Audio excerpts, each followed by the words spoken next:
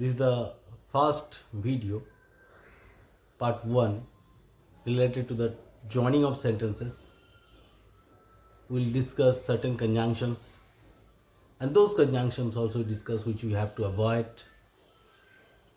So, we'll try to understand the perfect way to join sentences and certain rules imposed by ICSE in case of joining of sentences, that we cannot use and but so. Further certain rules are there which we will find in this particular video, and make full use of this one. Try to understand the things that is going to be displayed. Those are going to be displayed here in this video screen. So be careful and be attentive. Although, even though, thought. It should be though. It is T is added here. Though.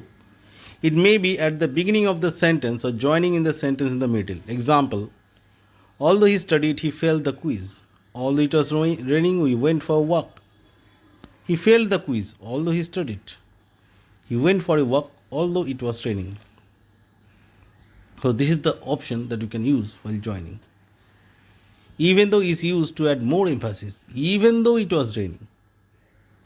We can write though, but when you add even though, we are emphasizing that it was raining terribly hard. Even in such adverse situation, we went for a walk. Even though I studied, I did not pass the exam. However and nevertheless, we had enough time. However, we did not study. She has been running for an hour. She is not tired. We had enough time. Nevertheless, we did not study. She has been running for an hour. She is not tired. Now, nevertheless is used in case of formal matter.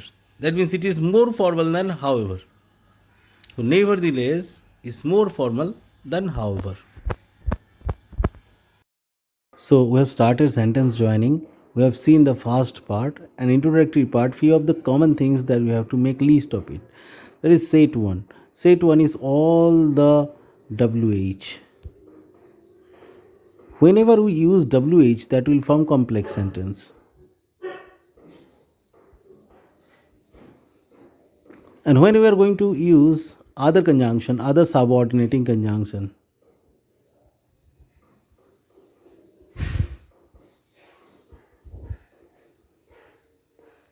just like because, as, since, therefore, though, although,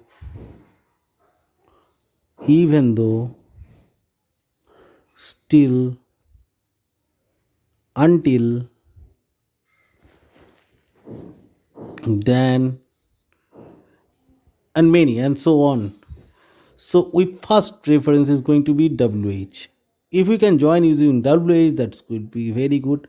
Then second preference is the subordinating conjunction.